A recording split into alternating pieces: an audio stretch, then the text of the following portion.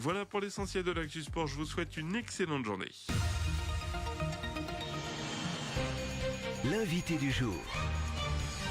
Il est 7h45, on va parler rugby ce matin parce que samedi et dimanche c'est le 16e challenge de la ville de Montluçon. Ça se passe du côté du stadium de la Loue. C'est organisé évidemment par l'OCM et on a ce matin deux des dirigeants qui sont avec nous, Benoît Ferrand, Yannick Pinchon. Bonjour messieurs. Bonjour. Bonjour. Merci d'être venus ce matin nous présenter ce challenge de la ville de Montluçon.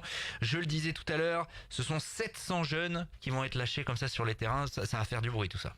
Ça fait du monde. Oui. Alors bon là cette année on a changé un peu d'organisation parce que on a essayé de modifier, d'améliorer le tournoi. Donc cette année c'est sur 2 jours. Donc effectivement samedi surtout il va y avoir beaucoup d'enfants sur tous les terrains de la Loue. Donc oui effectivement ça fait du monde.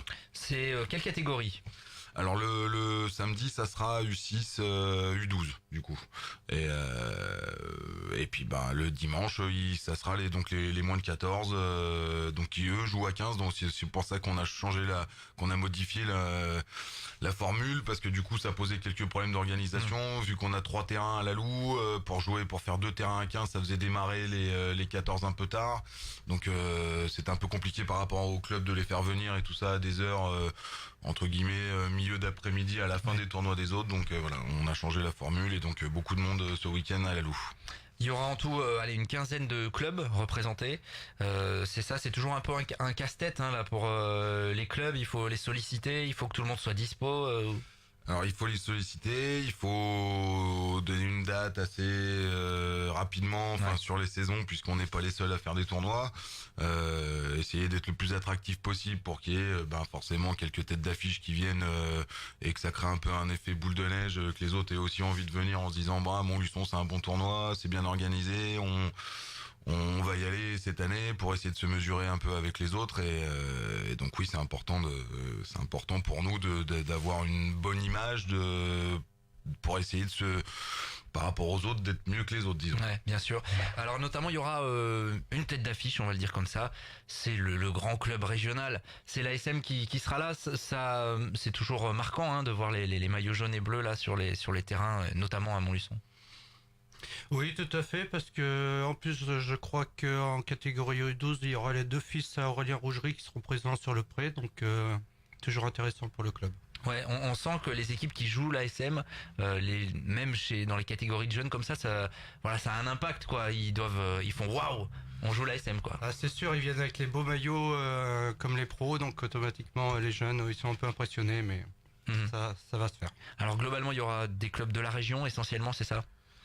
Oui, du coup, oui, pas mal de régionaux, des gens donc de la Châtre, des alentours aussi, pas forcément de notre comité, Paray-le-Monial, Ponto Combo, une équipe parisienne, Ussel aussi qui se déplace de Corrèze. Nous on fera le retour dans 15 jours, 3 semaines. C'est un gros club de rugby Ussel en Corrèze, c'est bien connu. Oui, Ussel c'est très connu aussi. Ils ont pendant des années, ils ont eu un pôle espoir, donc au niveau de la formation, ils sont sortis du pôle d'Ussel.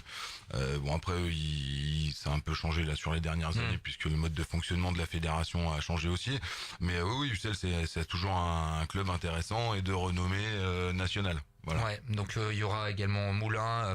Je vais montrer pour ceux qui nous suivent sur Facebook. Là, vous avez le petit programme édité pour ce challenge de la ville de Montluçon. Vous avez tous les clubs participants. Il y a eu quelques difficultés avec certains clubs sur le final, indépendant de votre volonté finalement. Oui, du coup on a eu des défections dues aux nouvelles règles imposées par la fédération sur les sorties de ligue. Donc notamment Nevers qui ne viendra pas et qui devait venir et qui s'était engagé avec nous, qui vient régulièrement chez nous, et donc cette année effectivement ils ont été bloqués par leur ligue puisqu'ils organisent un tournoi ou une détection, on sait pas exactement, donc Nevers nous a appelé il y a une semaine ou 15 jours pour nous dire qu'ils pourraient pas se déplacer, donc c'est toujours un peu ennuyeux au niveau de l'organisation, que ça soit pour les tableaux, que ça soit pour tout ce qui est à côté, la logistique, les repas et tout ça, c'est toujours un peu le bazar. Mais bon, après on s'adapte, on fait on fait ce qu'on peut et comme on peut, voilà. Justement, comment ça se passe parce que j'imagine qu'une journée comme ça, en termes de mobilisation de bénévoles, ça doit être assez énorme hein, pour le club. Bah oui, ça fait une cinquantaine de bénévoles qui sont sur le truc depuis à peu près 6 mois. Donc voilà, c'est de la grosse organisation, plus de 300 repas. Enfin voilà, c'est du Ouais, parce boulot. que les jeunes, ils restent sur le site hein, toute la journée. Donc ouais, il y a un petit pique-nique, j'imagine. Bah, surtout tout ce qui est club qui vient d'un peu loin, ou même des fois sur 2 jours, puisqu'il y a deux équipes. Enfin, des fois les équipes viennent avec du U6 à 14, donc le samedi c'est U6, U12, le dimanche c'est U14. Du coup, il faut emmener à manger. Enfin, ils emmènent pas à manger, donc du coup, faut qu'on soit capable aussi de leur permettre de se restaurer sur toute la journée pendant 2 jours. Donc du coup, et tout ça, toute la logistique à côté, c'est plutôt important comme Ouais. organisation. Organisation, buvette, plus l'arbitrage aussi. Vous assurez l'arbitrage sur les terrains. Oui. C'est Yannick Bouguerel, l'arbitre du club, qui va gérer ça, et avec L'arbitre du comité. il y a l'arbitre du comité qui est avec une quarantaine d'arbitres. Donc voilà. Donc là, on fait appel aux jeunes, aux cadets, aux juniors, aux dirigeants, aux seniors aussi, enfin tous ceux qui sont disponibles pour venir donner un coup de main sur le tournoi. Bon, est-ce que à cet âge-là, ça râle déjà un peu sur l'arbitre des fois? Ça arrive ou pas? Bon, ça se passe bien. Ah oui, Globalement. oui, globalement ça se passe bien. Après, c'est vrai qu'on a quand même toujours au rugby ce respect de l'arbitre qui, bon, après, je vous dis pas qu'il n'y a pas des fois où ça Ah, déborde il y a des pas, parents mais qui sont chauds aussi des fois. au bord des terrains. aussi. Bah, Ouais. après, il y a de tout. Après, je pense pas que ça soit, Non, bien sûr. que le rugby, mais ou que d'autres sports d'ailleurs en même temps. Mais effectivement, oui. Donc bon, après, ça arrive des fois qu'il y ait quelques accroches parce qu'il il y a toujours quelques clubs aussi qui jouent la compète et la gagnent. Et du coup, voilà, il y a moyen de s'accrocher. Mais bon, c'est pas. Voilà, on n'a jamais vu d'esclandre non plus au milieu du terrain. Comment ça se passe? Donc il y a des tournois par catégorie et le challenge il revient à l'équipe la plus régulière sur les différentes catégories, c'est ça? Alors le challenge du tournoi, en fait, ça a représenté sur l'ensemble des catégories 8, U10, U12 et la meilleure école de rugby sur ces 3 catégories, parce que c'est là où on a vraiment tout le monde sur ces 3 catégories. Ok. Avec un tenant du titre, c'est Surgère qui ne sera pas là cette année. Non, Surgère parmi son titre en jeu. Après, on essaie toujours un peu nous aussi. On avait fait ça faisait 2 ans qu'on allait on allait chez eux. Voilà. Après, au bout d'un moment, il faut changer aussi. On s'adapte. Enfin, c'est moins drôle. Il y a moins de découvertes. Peut-être qu'eux aussi d'ailleurs se sont dit la même chose en disant bon, on a fait 2 ans moins du on va aller voir un peu ailleurs ce qui se passe.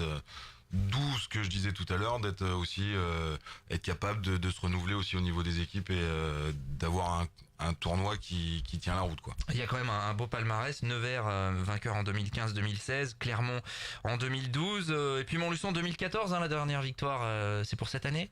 Eh ben, on espère bien, parce qu'on a une bonne catégorie 8, U10 qui tourne pas mal et U12 moyen, donc je pense qu'il y a moyen de finir au moins dans les 3 premiers. J'imagine que pour... À Ouais. noter, oui, que nos petits U8 nos grands U8 sont champions d'Auvergne depuis la semaine dernière, ou 15 jours d'ailleurs. Voilà, donc ce qui est plutôt une récompense pour le club aussi et pour eux surtout. Ouais, j'imagine que pour les jeunes là jouer à la maison, il va y avoir les familles au bord du terrain, ils vont croiser donc l'ASM notamment, ça c'est hyper motivant quoi. Bah, il y a toujours quelque chose avec ce fameux maillot de l'ASM. Alors ils sont tous pareils. Après ça c'est un truc de gamin. Mais Je parle de l'ASM mais des autres. Hein, d'une oui, manière bien sûr. générale. Mais effectivement par rapport à l'ASM, j'ai envie de vous dire, ils ont quand même un ascendant psychologique sur les nôtres, enfin sur ceux qui rencontrent déjà, ça c'est incroyable. Bon après c'est des enfants donc du coup voilà, ASM jaune et bleu ça leur parle, tout le monde regarde la télé donc voilà. On va suivre ça, vous mettez un peu la pression là au U8 pour qu'ils gagnent. Samedi, Ah non mais ils sont remontés comme des pendules les U8, attention. samedi donc, et puis il y aura un parrain pour terminer, Hugo Alamartine, joueur formé au club et qui aujourd'hui justement a grandi avec l'ASM. Oui, tout à fait. Il a même fait quelques entraînements avec le groupe pro, donc on l'a sollicité pour être parrain et tout de suite il nous a dit oui. Puis En plus, l'année dernière, était champion de France Espoir, donc c'est bien pour le club, c'est bien pour lui, donc tout va bien. Ils jouent en espoir, les espoirs de l'ASM qui ont un peu plus souffert cette année en tout cas.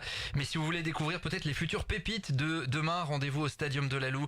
Samedi, coup d'envoi des matchs à 10h, les finales dans l'après-midi. Et puis dimanche, pareil avec la catégorie U14 pour ce tournoi, le challenge de la ville de Montluçon. Donc plus de 700 jeunes. Voilà, vous avez les petites, sur la vidéo, sur notre page Facebook, vous avez le petit livret, la petite affiche avec ces enfants qui seront à bloc pour ce tournoi. Merci messieurs. On remercie à tous nos partenaires, Bien aussi sûr. à la ville de Montluçon qui nous aide à organiser ce tournoi. Voilà. Merci C'est une beaucoup. grosse organisation. Merci à vous. Et à samedi et dimanche sur les terrains du Stadium de Lalou. Il est 7h55. L'invité du jour.